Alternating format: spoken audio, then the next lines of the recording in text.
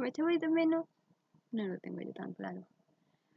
Bueno, pues vamos a ver si desde aquí, desde este método, podemos ir explicando un poquito cosas que nos queden o que nos falten, ir corrigiendo los ejercicios que os había puesto, ir desarrollando un poquito todo lo que nos queda por hacer y bueno, pues poco a poco, ¿de acuerdo? Espero que estéis todos bien, que no estéis muy agobiados, que tampoco sea todo hacer deberes, deberes, deberes, que tengáis ciertos momentos de relax.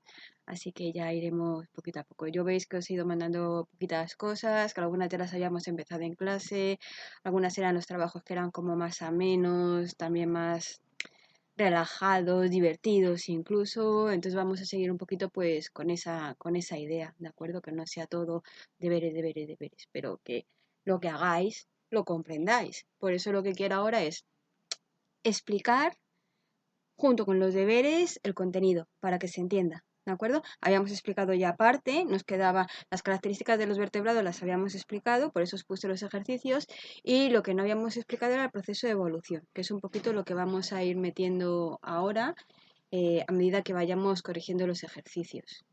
Cada ejercicio corregido pues contendrá un poquito de su explicación correspondiente. ¿Vale? Entonces, la tabla con las características de los distintos grupos de vertebrados, esa ya la tenéis hecha, más o menos, era un poquito terminarla en casa y sabéis que eso no tiene demasiado misterio, esa no vamos a ir comentándola porque según vayamos haciendo los ejercicios es donde van a ir surgiendo esas diferentes características, que era un poquito el primer ejercicio que os había puesto para el martes 17, ¿de acuerdo? El de completar la tabla con las características de los vertebrados extrayendo la información del libro, que era un poquito lo que, pues lo dicho, lo que estábamos haciendo en clase. Y luego, ahí ya sí, teníamos un ejercicio que era que buscara las características comunes que presentan todos estos grupos, ¿vale? ¿Qué tienen en común todos los grupos de vertebrados? Nosotros también habíamos hecho un esquema, ahora yo he hecho uno parecido, porque no me acuerdo exactamente de cómo lo pusimos, uno parecido para que lo comparéis, yo más o menos he ido viendo lo que me habéis ido mandando, con lo cual pues bien, pues bueno, uno parecido al que puse en la pizarra para que lo comparéis y lo vamos a complementar con la información que viene en el libro, si os acordáis. Entonces, si recordáis, el esquema que nosotros pusimos, que era parecido a este, en un principio lo que habíamos hecho, a ver, voy a poner esto un poquito más así, así.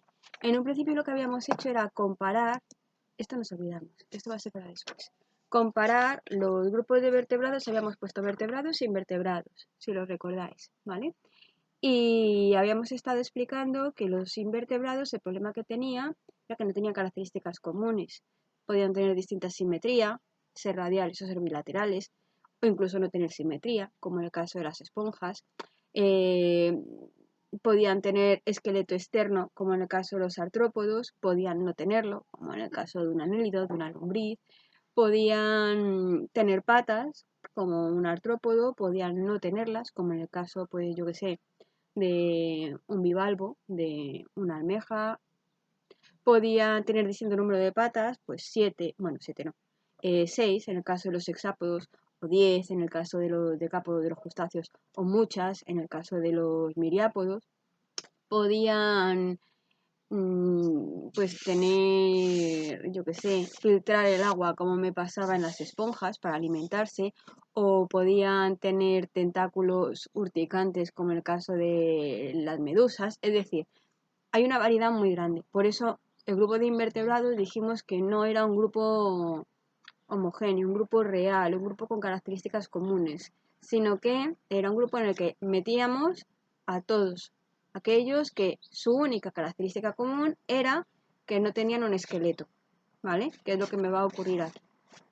Bien, esto todo habría que recordar un poco aquel día en el que yo os dije vaciar el estuche encima de la mesa y con todo lo que tenéis dentro del estuche hacer grupitos clasificando el contenido del estuche en función de qué tienen en común esos objetos.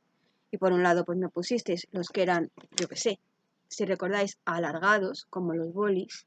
Por otro lado me poníais la goma o me poníais el tipes, y dentro de los que, yo qué sé, pues eran alargados como los bolis, me separasteis muy bien, pues que los que eran de plástico o los que eran de madera, como podían ser los lápices, o me los agrupasteis por colores, es decir, estabais buscando características comunes para hacer grupos. Todo eso es lo que hemos ido aplicando tanto para los invertebrados como para ahora los vertebrados. ¿De acuerdo? Son criterios de clasificación, que lo que tengo que buscar es qué tienen en común. ¿Bien? Pues ese planteamiento es el mismo que tenemos que llevar ahora a cabo, solo que en lugar de con los invertebrados, con los vertebrados. De modo que en ese ejercicio me pedía las características comunes. Nosotros ya habíamos puesto estas, si las recordáis, que era un poquito el dibujo que habíamos hecho. Bueno, tengo un pez, el pez más o menos se lo reconocen. Esto vendría a ser un renacuajo. ¿Os acordáis que yo dibujé un renacuajo? En principio, pues bueno, al final de la metamorfosis es cuando le va a salir esa otra extremidad. Esto vendría a ser, pues yo que sé, un lagarto, el pájaro. Y ¿os acordáis que dibujé un conejo que dije, bueno, va a querer ser un conejo, va a intentar ser un conejo? Otra cosa es que se parezca o no se parezca realmente a un conejo, pues aquí me ha salido todavía peor. Para que luego digáis que vosotros que no sabéis dibujar, pues mirar yo. Bien, entonces dijimos que ¿qué tenían en común? Pues que todos eran alargados, todos eran alargados, todos eran alargados, todos eran alargados, todos eran alargados. Es decir, todos tenían simetría bilateral. ¿De acuerdo? ¿Qué más cosas tenían en común? Aquí no lo he dibujado de momento, luego lo dibujaremos, pero todos tenían un esqueleto óseo interno, esas vértebras, por eso se llamaban vertebrados, ¿de acuerdo?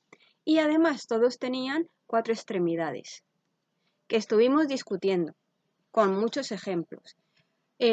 Uno, por ejemplo, las serpientes, ¿qué me dices? Es que las serpientes no tienen esqueleto. Pusimos y estuvimos buscando imágenes de las serpientes para que os deis cuenta de que sí tenían esqueleto. También me dijisteis, bueno, pero es que las ballenas tampoco tienen 4 extremidades. Estuvimos buscando y vimos que evolutivamente sí tenían 4 extremidades. Otra cosa es que al final, como terminan volviendo, era un animal terrestre, es un mamífero terrestre, la ballena, que termina volviendo al mar, a vivir al mar, y por eso habían ido desapareciendo las extremidades posteriores. Pero que si yo miraba el esqueleto interno de la ballena, quedaban ahí escondiditas dentro lo que habían sido las patitas. ¿De acuerdo? Entonces, estas son las características básicas, iniciales, que tienen en común todos los vertebrados. Pero, ¿qué había que añadirle? Había que añadirle esas otras que figuraban en el libro. Bien, entonces, os dije que buscarais en las páginas del libro en las que me aparecían, que era esta, la 88 y la 89, en las que me venían esas características comunes que tienen todos los vertebrados. Si os fijáis aquí, aunque nosotros lo buscamos, volvemos a tener el esqueleto de una serpiente, es decir, sí tiene vértebras. Vale, si os fijáis en el libro, vamos primero a mirarlo en el libro y ahora después lo escribimos, lo redactamos. La primera característica de la que me habla es que todos tienen esqueleto interno. Eso ya lo habíamos puesto, ¿de acuerdo? Esa columna vertebral de la que hablábamos la tienen todos van a tener ese esqueleto interno. Bien, luego nos habla de un sistema nervioso. Todos tienen sistema nervioso, pero bueno, el sistema nervioso también lo tenían los invertebrados. Lo que nos va a ocurrir es que lo va a tener en un lugar concreto. Va a estar por encima de este esqueleto, ¿de acuerdo? Va a estar por encima de ese esqueleto. Eso lo vamos a ver después cuando hablemos de la evolución de los vertebrados. Ese sistema nervioso va a constar de el cerebro, lo que lo voy a tener en la región anterior, es decir, en la cabeza, y la columna vertebral, la médula espinal, que va a estar a lo largo de la columna vertebral. Entonces tendríamos aquí, en ese sistema nervioso, el cerebro, y luego por debajo la médula espinal. Bien, esa será otra de las características. Se llaman hiponeuros, pero bueno, eso no da igual. Y luego nos habla de que, obviamente, junto con el sistema nervioso vamos a tener órganos sensoriales. Los órganos sensoriales forman parte del sistema nervioso, eso no tiene que ver. Y las otras dos funciones que van a realizar igual todos los seres vivos, nutrición y reproducción. ¿Qué nos va a ocurrir? Pues que en este caso, en la nutrición, en todos los seres vivos están implicados para todos ellos una serie de sistemas, varios sistemas. La nutrición no depende solo del sistema digestivo, de lo que es la garganta, el estómago. Entonces, cuando yo hablo de la función de nutrición, estamos hablando de todos aquellos elementos, de todos aquellos componentes que necesito para llevar a la práctica la función de nutrición. ¿A quiénes necesito? A un tubo digestivo. Eso va a ser fundamental. Bien, pues un tubo digestivo. Pero el tubo digestivo también vimos que estaba en todo el resto de animales, de los invertebrados. En el caso de las medusas, es verdad que dijimos que tenían un orificio que actuaba de boca y de ano, y que lo que me iba a ocurrir es que, pues bueno, no lo llamaba tubo digestivo, sino que lo llamaba cavidad gastrovascular. Pero en el momento que metían los anélidos son como el boli, eran alargados. Pues esta es la cabeza, aquí tenían la boca. Todo lo que es el boli, la tinta, sería el tubo digestivo, ¿de acuerdo? El tubo digestivo, y al final veis que también tiene un agujerito. Estamos con el tapón, pero si yo le quito el tapón, aquí estaría el ano, boca y ano. ¿Qué me ocurre? Pues que el tubo digestivo está dentro del cuerpo, que es nuestro caso, está dentro del cuerpo, ¿bien? Pues eso es lo que nos va a ocurrir a nosotros los vertebrados, junto con un anélido. Un anélido es igual que esto, también tenía boca y también tenía ano, ¿vale? Entonces se llama tubo digestivo completo, eso ya lo vimos en los anélidos. Pero ¿qué me ocurre? ¿Para qué quiero yo el tubo digestivo? Pues hago la digestión, obtengo el alimento, pero el alimento me tiene que llegar a todas las células del cuerpo, ¿vale? Si no me muero.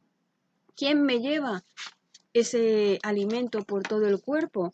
El circulatorio. El sistema circulatorio, la sangre, me va a repartir el alimento a todo el cuerpo. Con lo cual, para repartirlo, necesito un sistema circulatorio.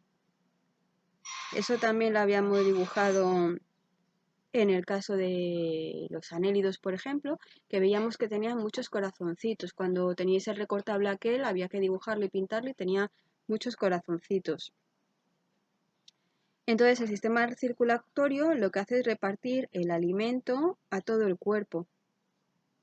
Y lo que nos va a pasar es que como la sangre circula siempre dentro de esos vasos, de las venas, de las arterias, en un circuito y la sangre no se sale, se le llama sistema circulatorio cerrado. Igual que hablábamos de que el tubo digestivo era completo porque tenía boca y tenía ano, al sistema circulatorio se le llama cerrado. Entonces, de momento, ¿qué tengo? Pues que para realizar la función de nutrición necesito un tubo digestivo que hemos dicho que es completo. ¿Para qué me sirve? Para obtener alimento, para obtener los nutrientes. ¿Y qué voy a hacer con esos nutrientes? Repartirlos a todo el cuerpo a través del sistema circulatorio que hemos dicho que es cerrado. ¿Vale? Y aparte de eso, por el extremo posterior, por el ano, salen los excrementos, los residuos del proceso de digestión, pero las células también generan una serie de residuos tóxicos. Esos residuos tóxicos hay que expulsarlos. Van de nuevo por el sistema circulatorio y llegan a los riñones, que es nuestro sistema excretor. El sistema excretor son los riñones y lo que hace es expulsar las sustancias tóxicas que las células han pasado a la sangre y la sangre han llevado a los riñones. ¿Bien? Con lo cual, las sustancias tóxicas pasan de el sistema circulatorio, de la sangre, al sistema excretor. Y el sistema excretor lo que va a hacer es expulsarlas al exterior, en forma de orina.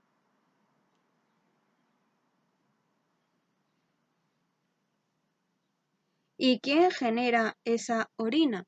Bueno, pues en todos los vertebrados la genera una estructura que se llama riñones y que es igual en todos los vertebrados. En el caso de los invertebrados también teníamos distintos tipos de aparato excretor. Por eso tampoco los podíamos poner a todos los invertebrados juntos porque no coinciden ni en sistema circulatorio, ni en aparato digestivo, ni en sistema excretor. Los distintos tipos de invertebrados tienen distintos tipos de circulatorio, distintos tipos de excretor, distintos tipos de respiratorio, por eso no forman un grupo homogéneo, mientras que en el caso de los vertebrados sí forman un grupo homogéneo porque todos tienen lo mismo.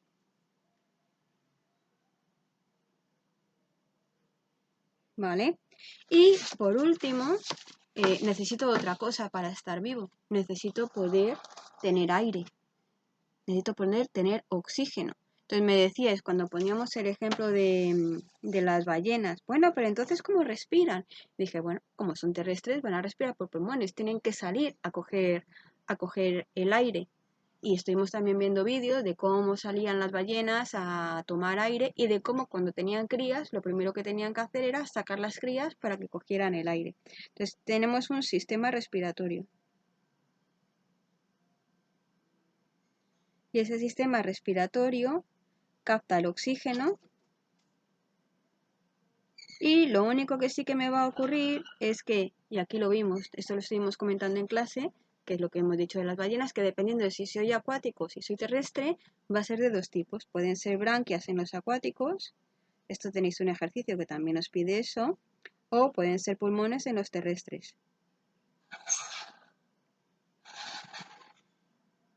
Bien, entonces esto sería la función de nutrición, aunque parezca que no.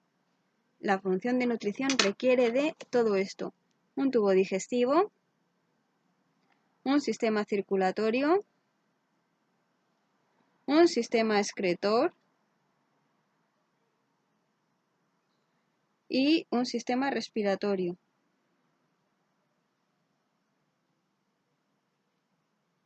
¿De acuerdo?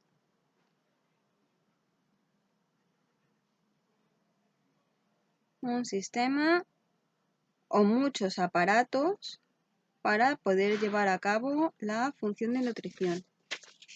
A ver, lo dejo aquí así puestecito, en grande, para que se vea. ¿Ven? Vale. Y luego teníamos la función de reproducción.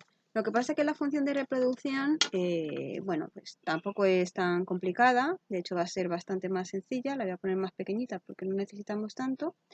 La función de reproducción, que obviamente todos los seres vivos tienen que llevarla a cabo porque si no nos extinguiríamos. En el caso de los vertebrados se caracteriza porque, en principio, pues bueno, siempre va a ser, tiene dos características comunes y una tercera que es variable. La primera característica común es que todos tenemos sexos separados. Hay machos y hay hembras. No hay hermafroditas, ¿de acuerdo? No existen los hermafroditas, todos son sexos separados. Hay machos y hay hembras. Luego, siempre es sexual, es decir, no hay asexual. No hay asexual significa que la asexual era aquella en la que a partir de un fragmento de un individuo se podía generar un nuevo individuo completo. En una estrella de mar, si se le corta un brazo, ese brazo da lugar a una nueva estrella de mar. En el caso de los nidarios, si os acordáis, había un momento en el que se llamaba pólipo y el pólipo se empezaba a fragmentar y cada pólipo daba lugar a una medusa. Algunos me decís, cuando yo explico esto en clase, pero es que a las lagartijas se les cae la cola. Sí, a la lagartija se le cae la cola. Si está la lagartija cuando quiere salir corriendo, huyendo porque tiene miedo o porque hay un peligro, se le cae la cola. Pues se le cae la cola y la cola se cae. La lagartija se queda sin cola. Y lo que hará es que poco a poco le crece de nuevo la cola. Y será de nuevo una lagartija con cola. Pero a la cola no le crece una lagartija por delante, ¿de acuerdo? No le crece una lagartija por delante. La cola se pierde, se muere. O se la come el bicho que la haya perseguido, el pájaro o una serpiente o un ratón o lo que sea. Entonces, ¿qué me está ocurriendo? Esto no es reproducción. Esto no es reproducción. No es reproducción asexual, ni sexual, ni de ningún tipo. No es reproducción, se me ha caído un trozo del cuerpo porque es un mecanismo de defensa. Y por suerte para esos lagartos, esas lagartijas y algunos otros animales, lo que tienen es la capacidad que se llama de regeneración corporal. Regeneran parte del cuerpo. Es decir, es como si nosotros, si tuviéramos esa capacidad, tenemos un accidente, se nos cae el brazo, se nos amputa un brazo, nos quedamos sin brazo, pues tuviéramos la suerte de que nos crece de nuevo un brazo. Uy, pues qué bien, pero el brazo que se ha quedado por ahí no le sale un nuevo yo. a su alrededor, ¿de acuerdo? Joder, menudo... Oye, es que me acabo de imaginar a todos vosotros haciendo cachitos en casa y de repente teniendo múltiples yos. No sé quién lo pasaría peor, si yo en clase o vuestros padres en casa, con un montón de yos pululando por ahí. Bien, bueno, entonces, va a ser siempre sexual, ¿de acuerdo? Habíamos dicho que tenemos, por una parte, sexos separados, machos y hembras, y por otra parte que la reproducción es siempre sexual. Y luego tenemos una cosa que se llama desarrollo embrionario, que está relacionado con la función de reproducción. El desarrollo embrionario hace referencia al pal y la cría, cómo crece en sus primeros inicios, cómo crece. Ese es el desarrollo embrionario. Y ese desarrollo embrionario es donde crece la cría en sus primeros estados. Hay tres tipos, muy sencillos, muy fáciles. En un huevo, ¿vale? Dentro de un huevo, pero el huevo, la madre lo ha dejado en la superficie terrestre, es decir, lo ha sacado de su cuerpo y lo ha puesto en el exterior, dentro de un huevo, en el exterior, ¿vale? O sea, la madre pone huevos. A eso se le llama ovíparos, una gallina. ¿De acuerdo? Ovíparos. Cuando los huevos se desarrollan fuera del cuerpo de la madre. Hay otra posibilidad y es que el huevo quede dentro del cuerpo de la madre. Dentro de un huevo, pero dentro del cuerpo de la madre.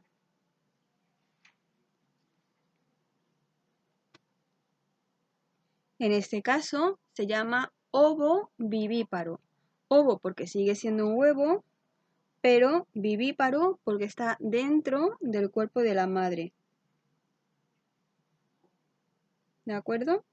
Y luego la tercera posibilidad, que es la nuestra, es cuando la cría se desarrolla dentro del cuerpo de la madre, pero sin huevo. Sin huevo, pero dentro de la madre.